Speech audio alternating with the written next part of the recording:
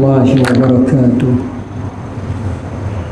Alhamdulillahi rabbil alamin, wal aqibatu lil muttaqin, wala udwana illa 'alal zalimin.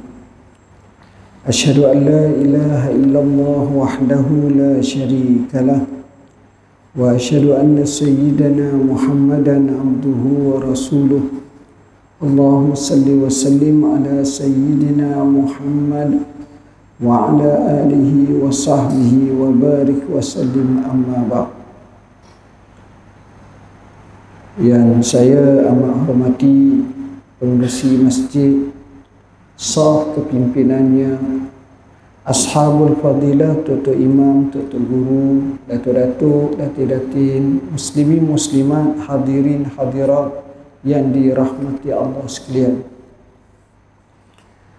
Alhamdulillah, kita rafakkan setinggi kesyukuran kepada Allah kerana salah satu daripada nikmat yang terbesar yang Allah kurniakan kepada kita adalah dapat menempatkan diri kita di rumah Allah untuk melaksanakan salat subuh.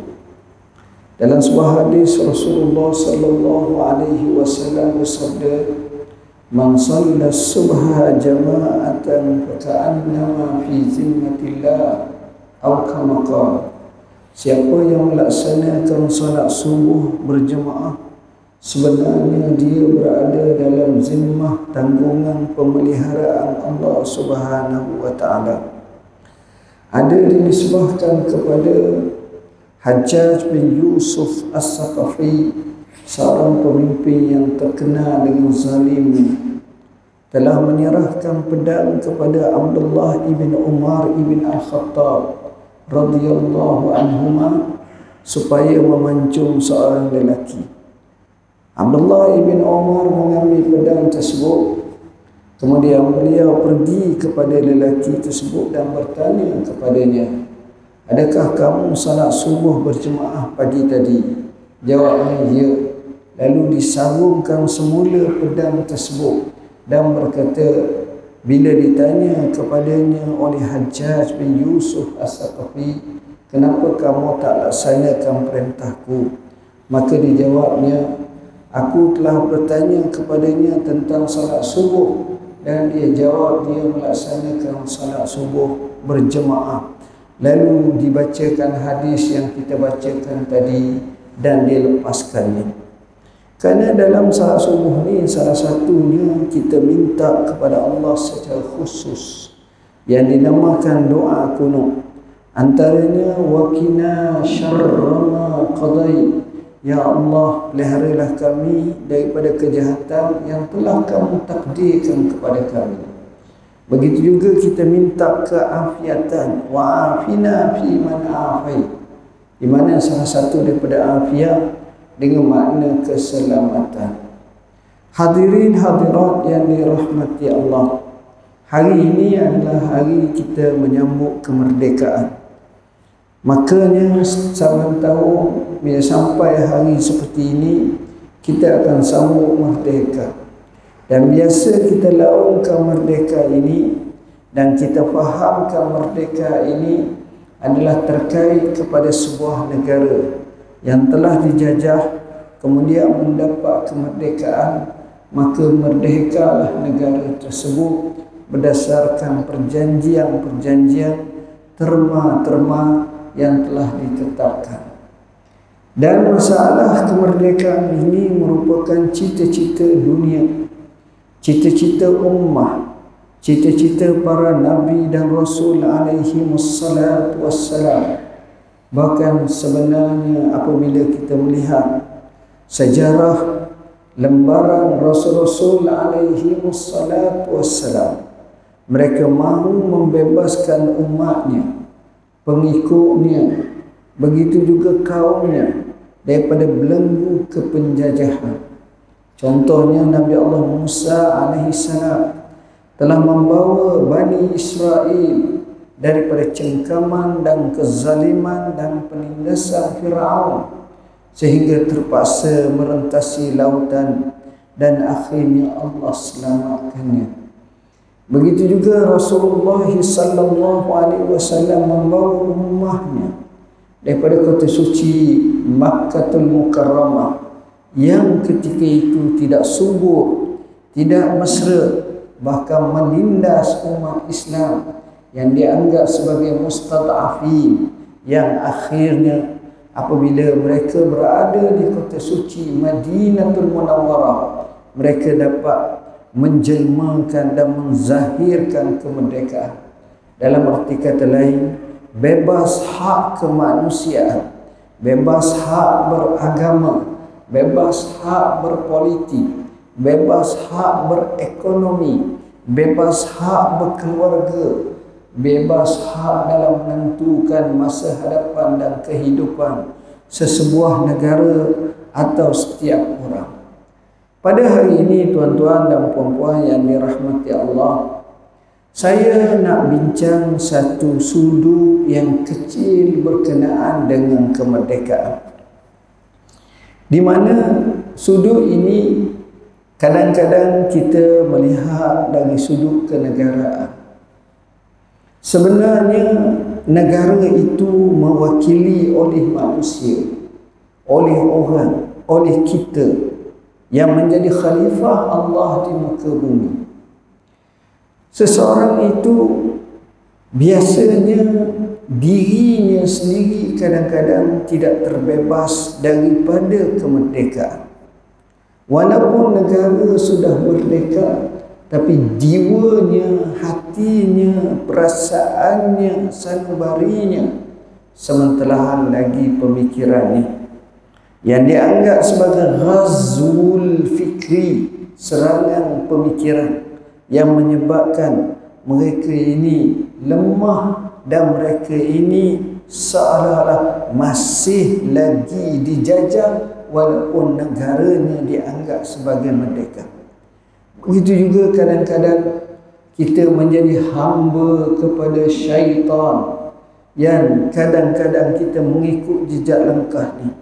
Allah Subhanahu wa taala menyebut, alam ahad ilaikum ya bani adam alla ta'budu syaitan innahu lakum aduwwum mubin. Adakah kamu ingat bagaimana aku telah membuat perjanjian kepada Bani Adam supaya jangan sekali-kali kamu sembah syaitan. Sesungguhnya ia adalah musuh yang nyata bagi kamu. Kadang-kadang kita dibelenggu menjadi hamba kepada hawa nafsu, sehingga ia menggoda kita ke arah kejahatan. Allah Subhanahu wa taala menyebut, innan nafsa la'ammaratun bisu. Sesungguhnya nafsu itu sikap dan sifatnya amat-amat mendorong ke arah kejahatan. Kadang-kadang kita menjadi hamba kepada dunia, sebagaimana Rasulullah SAW menyebut dalam hadis yang masyhur, ta'isa abdud dinar, ta'isa abdud dirham, ta'isa abdul khamisah, iza syikan tukish. Mafhumnya, manusia ini boleh jadi dia menjadi hamba dan celakalah kepada dinar, yang celakalah menjadi hamba kepada dirham, celakalah yang menjadi hamba kepada pakaian-pakaian yang mewah. Dan ini yang berlaku, tuan-tuan. Jadi masalah jiwaan manusia ini kadang-kadang tidak melambangkan kemerdekaan, tidak melambangkan izzah, tidak melambangkan kemuliaan, dan mereka itu sentiasa dihina, berada dalam kehinaan, kedaifan, kelemahan dan sebagainya. Justru pada kali ini insya-Allah kita fokuskan kepada diri kita, jiwa kita, keadaan kita bagaimana. Saya asaskan perbincangan pada kali ini berdasarkan kepada sebuah hadis yang sahih yang diriwayatkan oleh Al-Imam Al-Bukhari rahimahullah, oleh Imam Abu Dawud, oleh Imam At-Tirmizi, oleh Imam An-Nasa'i dan juga oleh Imam Al-Baihaqi yang telah menyebut hadis. Hadis ini adalah hadis yang diriwayatkan oleh seorang sahabat Nabi bernama Abu Sa'id Al-Khudri radhiyallahu anhu. Rasulullah sallallahu alaihi wasallam suatu hari dia masuk masjid. Bila mana dia masuk masjid, dia tengok seorang lelaki dalam kemurungan berada dalam masjid. Sedangkan pada waktu itu bukan waktu solat. Maksudnya bukan waktu solat fardu. Tuan-tuan tengok perangai sahabat. Ada masalah ke masjid. Cara sahabat bergantung kepada Allah, duduk dalam masjid, mengadu kepada Allah. Rasulullah SAW menyebut, "Iza sa'alta fas'alillah, wa iza sta'anta fasta'in billah." Bila kamu minta, mintalah dengan Allah. Bila kamu minta tolong, maka minta tolonglah dengan Allah. Maka Nabi SAW menyapa lelaki ini. Riwayat yang masyhur, nama lelaki ini ialah Abu Umamah Al-Bahili radhiyallahu anhu. Lalu Nabi SAW bertanya kepada Abu Umamah, "Wahai Abu Umamah, apa yang mendorong kamu, membawa kamu ke masjid ini pada waktu seperti ini?" Maka dengan amat sedih, letih, kecewa, berkata kepada Rasulullah SAW, "Ad-duyun ya Rasulullah, irtakabatni duyun ya Rasulullah." Hutan yang banyak telah menunggang belakangku. Maksudnya, letih aku nak bayar hutang yang amat banyak, yang luar daripada kemampuanku. Rasulullah sallallahu alaihi wasallam bersabda, "Wahai Abu Umamah, kamu nak tak kalau kami ajarkan kepada kamu satu doa? Kamu amalkan doa ini. Kamu ucapkanlah doa ini pada waktu pagi dan pada waktu petang. Mudah-mudahan Allah singkirkan daripada kamu hutang kamu, selesaikannya dan bebaskan kamu daripada belenggu hutang." Maka jawabnya, "Nak sangat ya Rasulullah." Sebelum saya lanjutkan hadis dan doa ini, kita tengok Rasulullah SAW dari segi ummah itu bukan isu Nabi tolong. Bukan Nabi kata, "Wahai Abu Umamah, aku nak bawa kamu ke Baitul Mal, kita ambil segatang, 2 gatang, selembah, berapa ekor kambing, berapa kati emas." Tidak. Untuk selesaikan isu ini. Kalau Nabi buat macam ni, yang pertama, esok dalam masjid ada 10 orang pula yang sama pula. Kalau Nabi buat macam ini, orang yang terbabit dia akan kata, "Tak apa, aku hutang lagi, selepas daripada ni aku akan dapat balik. Aku akan pergi ke Rasulullah, Rasulullah tolong bayar ke aku." Sebenarnya tak akan selesai masalah.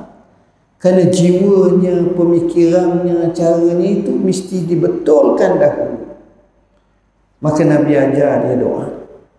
Doanya berbunyi, "Allahumma inni a'udzubika minal hammi wal hazan, wa a'udzubika minal ajzi wal kasal, wa a'udzubika minal jubni wal bukh, wa a'udzubika min ghalabatid daini wa qahril rijal." Mafhumnya, "Ya Allah, ya Tuhanku, aku mohon berlindung denganmu daripada keluh kesah dan juga duka cita. Aku mohon berlindung denganmu daripada kelemahan dan kemalasan. Aku mohon berlindung denganmu daripada sifat rasa bacul, penakut dan juga kedekut. Aku mohon berlindung denganmu daripada dikalahkan oleh hutang dan dikukuhkan, dikuatkan lelaki-lelaki menguasaiku." 8 perkara Nabi minta. 8 perkara Nabi minta untuk dijauhkan dalam komus kehidupan kita. Sebenarnya satu pun cukup. Bayangkan kalau 8. Di kalangan kita, kalau tak singgah satu yang ni, tak kena yang ni. Dan kadang-kadang ada orang tu ambil 2, ada orang tu kena 3, ada orang tu kena 4 dan banyak lagi. Sahabat ni isunya hutang. Tapi Nabi ajar doa minta berlindung. Apa yang Nabi ajar? Nabi minta berlindung. Pertama, minta berlindung daripada keluh kesah, dan juga Nabi minta berlindung daripada duka cita. 2 ni bala besar. Dan inilah yang melanda kehidupan kita. Ia sembilan. Bahkan disebut oleh para ulama, mereka menyatakan penyakit yang paling parah yang terkena kepada ummah ini adalah penyakit ham. Apa makna ham? Ham inilah yang dipanggil sebagai duka cita. Ham ini yang dipanggil keluh kesah. Ham ini yang dipanggil jiwa tidak tenang. Dalam bahasa moden seperti depression. Dalam bahasa moden seperti kita kata orang yang tidak stabil jiwa, kemurungan yang melampau. Bahaya tuan-tuan. Ham ini apabila selalu sangat duk mikir masa depan. Mikir masa depan ni bukan bagus, bukan tak baik. Maknanya mikir masa depan ke arah yang amat negatif. Susah ni, tak selesai. Duk baca. Yang kita tak tahu apa yang akan berlaku. Tapi dia unsi ni bukan sekadar hak masa depan. Bala tuan-tuan. Disebut dalam sebuah hadis, la haula wala quwwata illa billahil aliyyil azim, atau la haula wala quwwata illa billah dawaun. La haula wala quwwata illa billah ini adalah penawar bagi 99 penyakit. Satu yang paling ringan, aisaruha alham, iaitu keluh kesah. Hak paling ringan daripada penyakit yang disembuh. Kita sunat baca la haula wala quwwata illa billah banyak. La haula wala quwwata illa billah banyak. Dan kalau nak ceramah hak ni pun banyak dah. Baik. Duka cita ni ataupun keluh kesah masa depan duk mikir Allah. Dan ini melanda tuan-tuan, dia tak kenal orang. Dia akan melanda kepada orang semua. Orang tua, orang muda, orang semua dia landa. Pelajar ada kena, pekerja, pemimpin utama pun ada kena. Pemimpin bawahan pun ada kena. Semua ada kena. Tuan-tuan, dalam sebuah buku yang bertajuk Jaddid Hayataka oleh Syekh Mufakkir Islami yang terkenal, iaitu Muhammad Al-Ghazali rahimahullah, orang Mesir. Dia menyatakan dengan mengambil pandangan seorang ahli falsafah barat yang mengkaji kehidupan manusia, menyebut ahli falsafah tersebut bernama Daniel Carnegie. Daniel Carnegie ini menyatakan masa Perang Dunia Kedua yang berlangsung dulu sekitar 1935 sampai 45, hampir 10 tahun, tentera Amerika yang mati kerana sabitan kes peperangan, kena tembak, kena bunuh, kena main jenek, kena bom, kena macam-macam kena lah. Tentera Amerika yang mati hampir 300,000 orang. Banyak tak? Banyak. Tetapi tengok, tetapi jumlah masa yang sama itu, rakyat Amerika yang mati kerana HAM, stres, duka cita, depression ini 3 juta orang. 10 kali ganda duka cita, kemurungan. Tuan-tuan, angka yang ditunjukkan oleh Kementerian Kesihatan amat-amat banyak. Bahaya, tuan-tuan. Tuan-tuan tengok orang pergi dekat dengan sakit jiwa. Saya bukan bercakap biasa. Dan saya pernah tengok orang-orang seperti ini dan sedih yang amat sangat. Seolah-olah dunia ini tak ada apa. Maka timbullah kata-kata, baik aku mati. Maka timbullah kata-kata, aku nak bunuh diri. Atau merancang sesuatu kerana menganggap itulah pelepasan daripada kehidupan.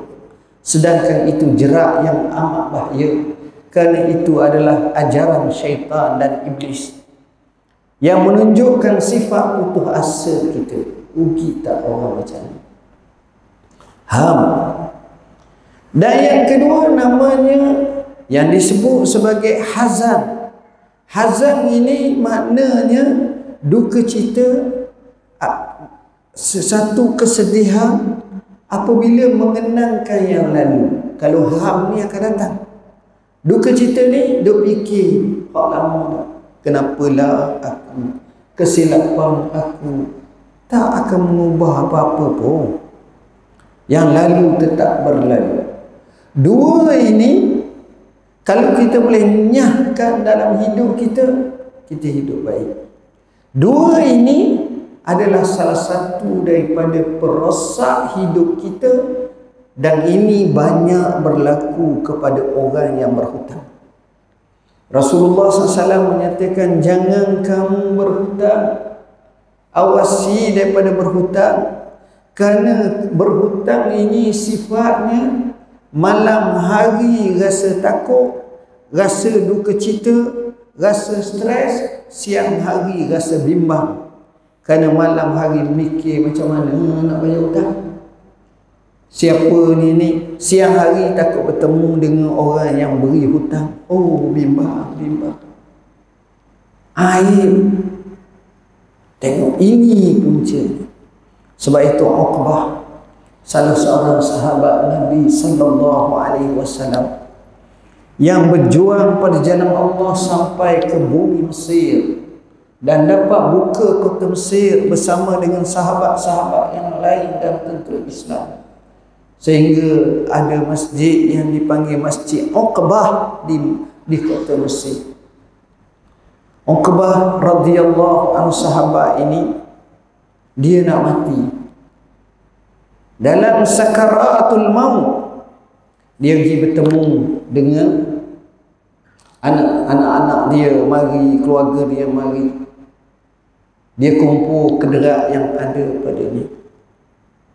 Hari ini Abah, atuk nak nasihatkan kepada kamu, jaga-jaga daripada 3 perkara. Pertama, kata dia, ini wasiat, ini nasihat terakhir Uqbah sahabat Nabi kepada keluarganya. 3 perkara. Pertama, jangan kamu berhutang. Alla tastadinu walau yubsa aba'ah. Jangan kamu berhutang sekalipun kamu terpaksa pakai pakaian berbulu, maknanya jenis kain buni ke, miskin, marhain yang amat sangat. Jangan berhutang. Itu nasihat Uqbah. Kedua, katanya, alla ta'khuzu hadisan illa siqah. Jangan kamu ambil hadis Nabi sallallahu alaihi wasallam tu melainkan orang yang siqah. Bukan pakai takat muat sahaja, betul nas riwayat siapa, mana itu cara dia. Yang ketiga, jangan kamu hafaz Al-Quran berserta dengan syair. Syair Arab ke apa ke, jangan. Dia akan jadi lain. Baik. Pertama sekali di sini disebut dengan dua perkara, minta buang Allahumma inni a'udzubika minal hammi wal hazan. Keduanya, ataupun ni dua dah. Yang ketiga dan keempat, wa a'udzubika minal ajzi wal kasal. Ya Allah, aku minta berlindung denganmu daripada lemah dan juga daripada malas. Apa beza antara lemah dan malas? Lemah ni kata Hafiz Ibn Hajar, dia tak mampu nak buat. Ada pun malas ni, dia mampu tapi malas. Dan malas ni bahaya. Dan malas ni adalah salah satu daripada sifat munafik. Ada ulama dia kumpul dalam buku 30 sifat munafik. Berdasarkan nas Quran dan nas hadis istinbat. Antaranya malas. Kenapa? Allah sebut dalam Al-Quran Karim berkenaan dengan sifat orang munafik kalau sembahyang. Wa iza qamu ila salati qamu kusala. Apabila mereka mendirikan salat, mereka mendirikan salat dalam bentuk bermalas-malasan. Tengok disebut. Dan malas ni sebagaimana yang dinisbahkan kepada Sayyidina Umar, dikatakan Sayyidina Umar kata, kalaulah malas itu berlembaga, nescaya aku akan pancung malas. Dan malas ini mukaddimah kegagalan. Dan malas ini mukaddimah kemiskinan. Dan malas ini mukaddimah kefakiran. Malas ini mukaddimah kehancuran kehidupan. Bahaya malas, tuan-tuan. Tak boleh dalam hidup. Bila malas campur dengan lemah, jadilah ummah yang paling lemah di muka bumi. Ummah yang tidak mempunyai sebarang bentuk kualiti. Kalau ada dalam jiwa seorang itu malas, tengok dia bintangnya tak akan bersinar. Tengok pelajar yang berjaya cemerlang, sikap dan sifat kerajinan luar biasa. Tengok pelajar yang gagal, kemalasannya yang amat melampau pada tahap tertinggi. Disitulah ditambah dengan kelemahan, maka ia menjadi kehinaan kepada dia. Kita tak boleh. Macam mana nak bayar hutang kalau malas? Kalau lemah, macam mana nak? Tak boleh ke mana? Lemah ni sama ada cara fikir.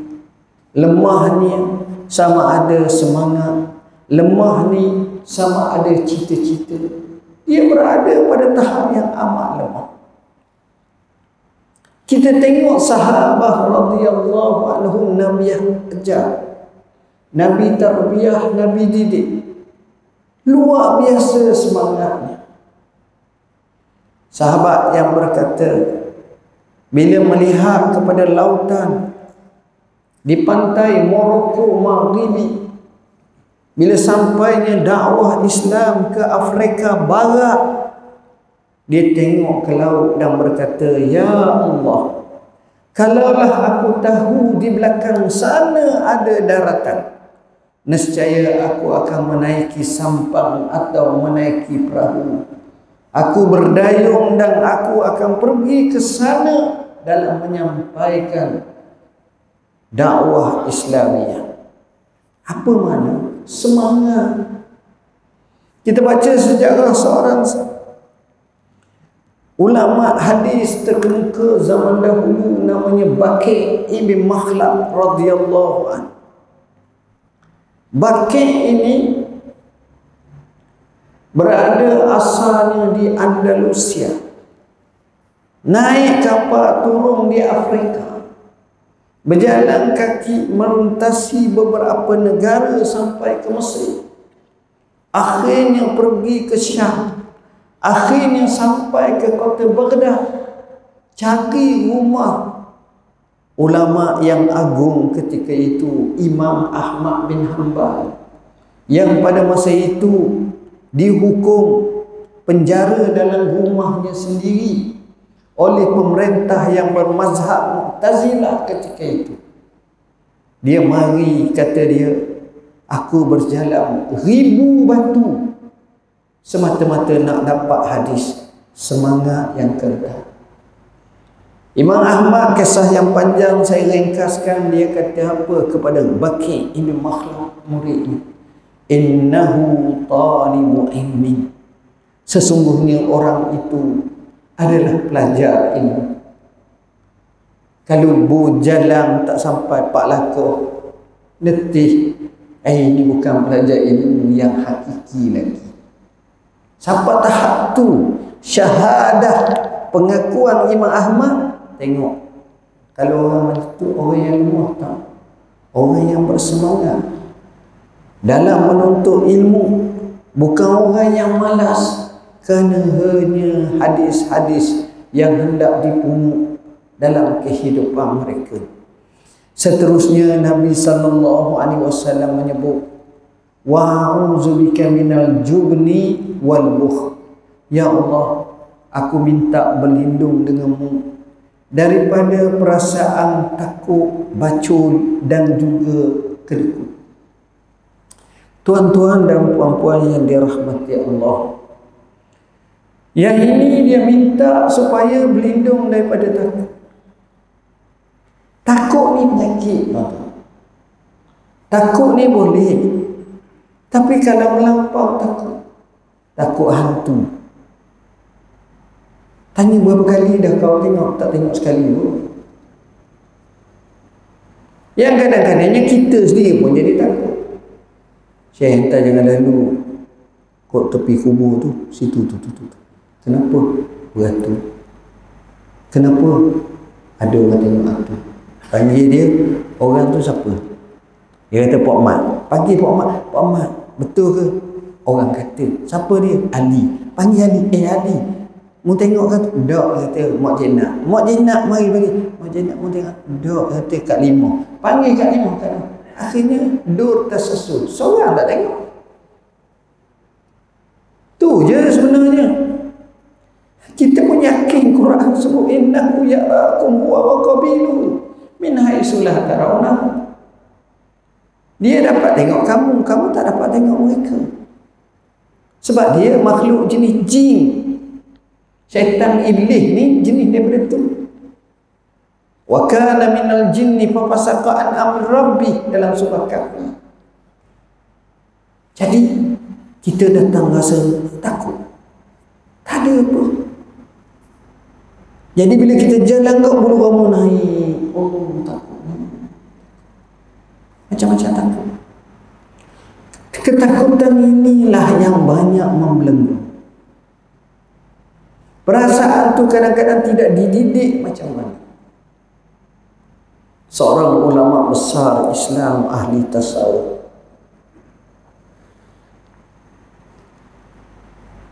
dia semayang, dia duduk di rumah, dia orang tua.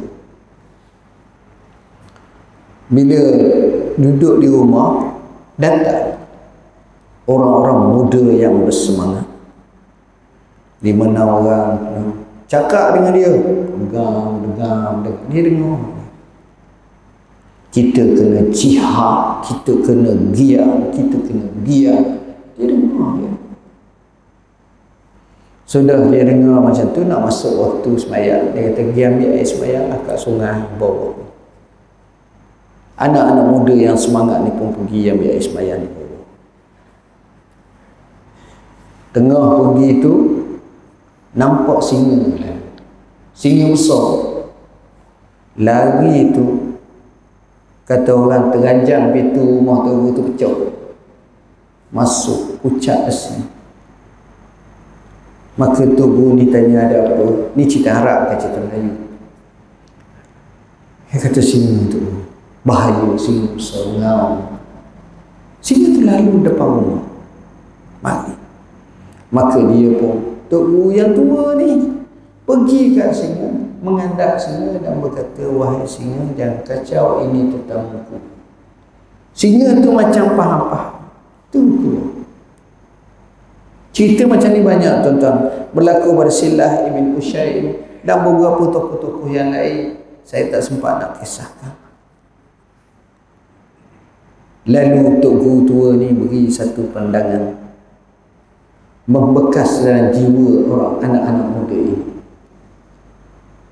Kata Tok Guru ini, insyaghaltum bizzawahiri fakhiftumul asada wansyagalna bil bawatini fakhafanal asadu.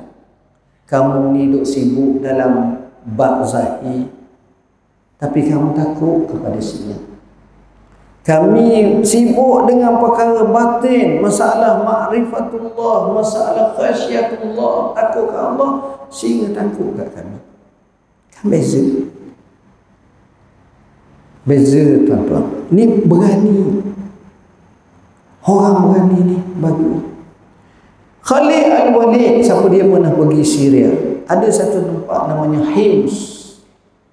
Nak pergi ke Halab, kita daripada Damsyik, kita temu Hama, kita temu Hims, baru temu Halab. Bandar, negeri lah seolah-olah. Di Hims tu ada satu masjid besar, macam besar ni ataupun lebih lagi sikit. Masjid tu dipanggil Masjid Khalid Al-Walid. Dalam masjid itu, tepi tu ada kubur Khalid dan kubur anak dia. Kemudian dibuat satu monumen macam tiang diri itu, ditulis ucapan Khalid Al-Walid yang masyhur. Dekat dia nak mati, Khalid Al-Walid kata apa? Ayyuhal jubana ma namat a'yunukum. Wahai pengecut-pengecut, aku doakan supaya mata-mata kamu tak dapat tidur. Kenapa? Aku perang berapa puluh kali, habis tak ada, melainkan liang-liang luka, paruk-paruk. Allah tak matikan aku dalam perang. Khalid Al-Walid, dia tak mahu sifat penakut. Rasulullah sallallahu alaihi wasallam disebut oleh Anas ibn Malik, wa kana asja'an nas. Rasulullah sallallahu alaihi wasallam ini adalah sepemberani manusia. Saya boleh hujahkan satu persatu, masa tak sempat. Dan yang kedua, ya Allah, aku minta berlindung denganmu daripada bakhil. Pelik tuan-tuan. Pelik. Nabi cakap kepada Abu Umamah radhiyallahu anhu, yang mana dia ditimpa keberhutangan yang melampau. Tiba-tiba Nabi cakap, minta berlindung daripada bakhil, daripada kedekut. Apa kita ajar kepada orang yang susah, orang tak ada duit, apa kita kata?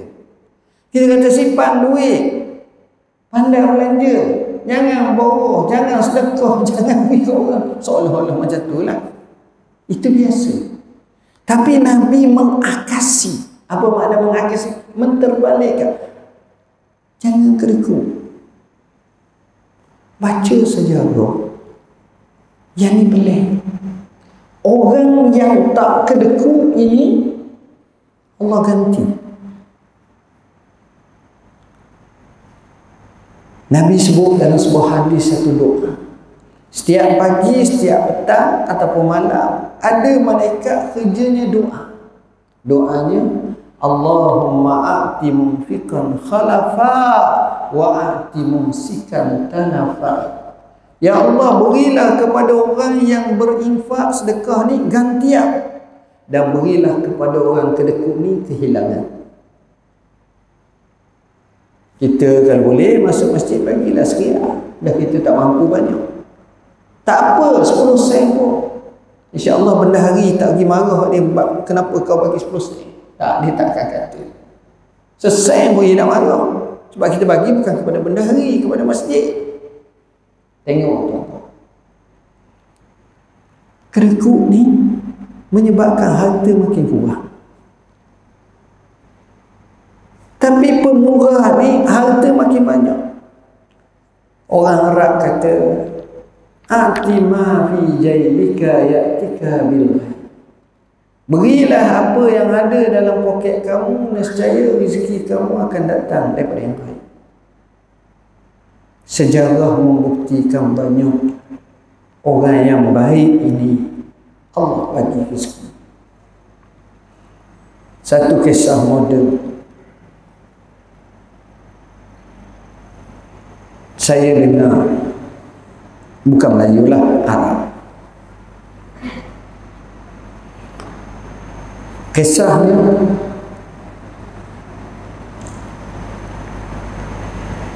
seorang lelaki, dia orang muda baru bekerja dan dia kumpul duit nak kahwin. Jadi dia kumpul sikit-sikit. Mas kahwin yang Arab ni mahal pada kita. Kita murah sikit. Arab jenis Arab ni kan mahal tuan-tuan. Nak serba satu lah. Serba satu tu bukan cicing beliang dengan tu saja. Rumah pun nak kadang-kadang. Hak kaya ni. Dia bagi sya'ah. Oh. Dia kumpul duit. Dekat dah nak cukup kahwin. Tiba-tiba datang seorang lelaki ke rumah dia. Bila datang lelaki ni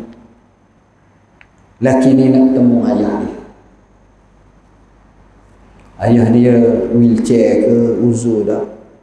Lelaki ni kata, bila hang nak bayar hutang aku? Lama dah hang pinjam ni. Marah yang amat sangat.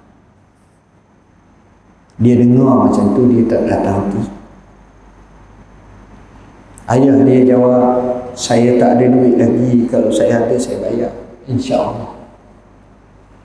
Memang janji boleh, tapi aku nak sekarang. Anaknya keluar, anaknya tanya pakcik, ayah saya hutang dengan pakcik berapa? Dia pun jawab, sekian-sekian berapa. Baca. Dia kata, tunggu pakcik. Dia masuk dalam bilik dia kira simpan dalam ting ke dalam apa ke. Kira duit hak simpan hak nak nikah. Banyak ni yang kira ni. Bawa kat pakcik tu, ni duit pakcik sebagai mukadimah. Kalau ada sikit lagi saya akan bayar semua. Ayah dia yang melihat satu pemandangan seperti itu berubah dan berkata, wahai anakku, jangan. Dia kata, tak apa abah, rezeki kita boleh cari, insya-Allah. Bayar. Maka tenanglah hati yang memberi hutang tersebut. Ayah yang melihat suasana macam ini berjurai air mata menangis. Lalu angkat tangan, ya Rabb, berilah kepada anakku rezeki yang banyak, rezeki yang halal, rezeki yang diberkati. Dia telah tolong aku. Doa dengan setulusnya. Anak ni boleh tidur dengan nyenyak malam tu. Subhanallah. Habis kisah. Anak tu macam biasa, esok pergi kerja, macam biasa kerja pun tetap lah, sedap jugalah, kerja bukan tak sedap. Tengah-tengah kerja, kawan dia telefon. Kawan dia pula jenis kawan lama dah tak temu. Dia kata, aku nak ziarah kamu sekejap boleh tak? Dia kata, tengah kerja. Tak apalah, minta izin lah, aku lama dah tak temu kamu. Rasa nak temu sangat, kata dia. Maka dia pun ajak, marilah ke ofis, minta izin dengan bos ke apa, temu. Ajaklah minum air. Kawan dia kata, saudara, bos aku suruh aku cari pekerja. Entah macam mana lah aku kelitah kat kau je. Kau kerjalah. Dia kata, minta maaf, tak boleh. Aku ada dua kerja. Dan kerja aku ni okey tau. Tolonglah kerja dengan aku, kerja dengan bos kami ni, kerja. Boleh? Tak boleh, minta maaf. Tak. Aku tak nak minta maaf. Pasal tak, dia tak nak. Kawan ni kata, jom, tak apalah kalau tak nak maaf, aku tak boleh nak buat apa dah. Jom kita ajak pergi makan. Dia pun ajaklah makan. Orang hak mari ni ajak dia makan-makan. Yalah, dia duk mikir duit nak bayar hutang lagi. Sudah makan-makan ni, ajak naik pula kereta. Jom naik. Kawan ni yalah, jenis baik. Kawan ni buat apa? Bawa dia pergi kat bos dia sendiri. Bos dia pun tengok ni. Bos dia tanya, kerja mana? Kerja situ. Oh, baguslah. Tak nak kerja kita. Tak apalah bos, saya ada dah kerja. Bos ni direct tanya, jarang orang tanya direct. Bos ni tanya, gaji berapa? Kawan dia pun sebut dengan satu angka. Bos ni jawab, tak apa, awak resign, saya bagi triple gaji. Kita pun kadang-kadang naik RM100 pun rasa seorang nak dah RM200. Triple gaji. Terkejut dia. Lalu dia pun angkat tangan. Air mata dia jatuh. Bos ni tanya, kenapa pula jadi macam ni? Dia pun cerita apa yang berlaku semalam. Hutang ayah dia, gini dia bayar, dia nak menikah ni. Bos jawab, segala hutang ayah kamu aku langsaikan. Cash. Bukan hutang pula, bos dia. Cash. Asbab buat baik ke orang tua. Asbab buat baik pada ibu bapa. Bukan ibu bapa saya, orang lain pun sama. InsyaAllah. Kan doa tulus ikhlas. Sebab itu jangan mentang-mentang kita tak ada bakhil. Lebih-lebih lagi kalau masjid minta, surah minta. Kata minta, kita nak buat jamuan sikit ni, ada majlis, kita nak bayar api, kita nak baiki lampu ni, tak banyak dalam RM4,000. Kita tak ada duit, tak apa. Ada, alhamdulillah ada 50 yang boleh bagi. 50. Mudah-mudahan 50 itulah yang melorongkan kita menuju ke syurga Allah. Dan akhirnya Nabi minta, wa'auzubika min ghalabatid daini wa qahril rijal. Dia khayak daripada Hawa tadi, irtakabatni duyun ya Rasulullah, kami ditunggang oleh hutang. Doa tu hak terakhir baru sebut, ya Allah aku minta berlindung denganmu daripada dikalahkan oleh hutang. Berhutang tak salah, tapi bila hutang melampau, ini bala. Ini bala. Hasil daripada hutang melampau itulah ghalabatud dain itu menyebabkan qahrir rijal. Apa makna?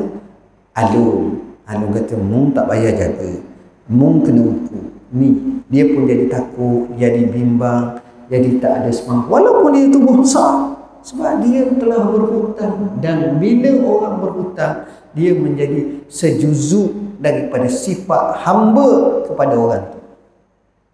Tak ada apa tu. Daripada sini kata ulama, Abu Umamah sendiri menjawab, dia kata apa? Setelah membaca doa tersebut dengan yakin, dengan semangat yang baru, dengan kerja yang sungguh, dengan tawakal kepada Allah, dengan penuh ketakwaan, Allah menghilangkan kedukaanku dan melunaskan semua hutangku. Tengok tuan-tuan, mudah-mudahan Allah merdekakan kita. Yang ini boleh sebut dalam buku ini, yang tuan-tuan boleh tengoklah doa-doa yang lain. Bersama saya beberapa buku lain, isu masa bagi saya amat penting untuk kita jaga. Begitu juga solat tahajud yang terbaru, yang ini juga memurahkan rezeki, memanjangkan umur, memudahkan kehidupan kita. Begitu juga buku baca Quran. Quran ni kena baca, kerana dalam Quran ni banyak pedoman dalam kehidupan kita. Nota untuk anakku, sama juga kita boleh tengok nasihat-nasihat kita pada anak-anak kita. Isu Ya'juj Ma'juj, isu Dajjal yang selalu orang sebut fitnah akhir zaman. Dan juga buku yang saya amat sayang, iaitu Hadis 40, sewajarnya kita jadikan bacaan di rumah kita. Sekadar itu, mohon maaf bahasa yang saya guna tidak sesuai dan sedikit terkasar bahasa kepada khalayak, datuk-datuk, orang-orang di sini. Aku qauli hadza wa astaghfirullahal azim li wa lakum. Bismillahirrahmanirrahim. Alhamdulillahirabbil alamin, wassalatu wassalamu ala asyrafil wa ala alihi washabbihi ajmain. Allahumma inna zalamna anfusana zulman katsira wa la yaghfiru dzunuba illa anta faghfir lana maghfiratan min indik warhamna innaka antal ghafurur rahim. La ilaha illa anta subhanaka inna kunna minaz zalimin. Allahumma ati nufusana taqwaha wa zakkiha anta khairu man zakkaha anta waliyuha wa maulaha. Allahumma rabb jibril wa mikail wa israfil fatir as-samawati wal alimul ghaib wasyahada anta tahkum baina ibadika fima kanu fihi yakhtalifun ihdina lima ikhtalafa fihi min al-haqqi bi iznik innaka tahdi man tasha'u ila siratal mustaqim. Allahumma inna nas'aluka ilman nafi'an wa rizqan tayyiban wa amalan mutaqabbala. Allahumma a'inna ala zikrika wa syukrika wa husni ibadatik. Ya hayyu ya qayyum bi rahmatika nastaghiitsu wa min 'adzabika nastajir. Aslih lana sha'nana kullahu wa la takilna ila anfusina tarfata 'ainin wa la aqalla min dhalik. Allahumma la sahla illa ma ja'altahu sahla wa anta taj'alul hazna idza syi'ta sahla. Allahumma qina bi halalika an haramika wa aghnina bi fadlika amman siwak. Ya muqallibal qulub sabbit qulubana ala dinika wa ala ta'atik. Allahumma zidna wa la tanqusna wa akrimna wa la tuhinna wa atina wa la tahrimna wa asinna wa la tusir alaina wa artina wa ta'anna. Allahumma alhimna rushdana wa a'izna min syarri anfusina. Bismillahirrahmanirrahim. La yadurru ma'asmihi syai'un fil ardi wa la fis sama'i wa huwas samiul 'alim. Allahumma ahsin aqibatana fil umuri kulliha wa ajirna min khizyid dunya wa 'adzabil akhirah. Na'udzu bikalimatillahi tammati min syarri ma khalaq. Allahumma inna na'udzu bika minal hammi wal hazan wa na'udzu bika minal ajzi wal kasal wa na'udzu bika minal jubni wal bukhl wa na'udzu bika min ghalabatid daini wa qahrir rijal. Allahumma rabbana hab lana min azwajina wa dhurriyyatina qurrata a'yun waj'alna lil muttaqina imama. Rabbana atina fid dunya hasanah wa fil akhirati hasanah wa qina adzabannar. Wa adkhilna jannata ma'al abrar ya aziz ya rabbana ya rabbal alamin. Wa sallallahu ala sayyidina Muhammadin wa ala alihi wa sahbihi wasallam. Walhamdulillahi rabbil alamin. Wassalamualaikum warahmatullahi wabarakatuh.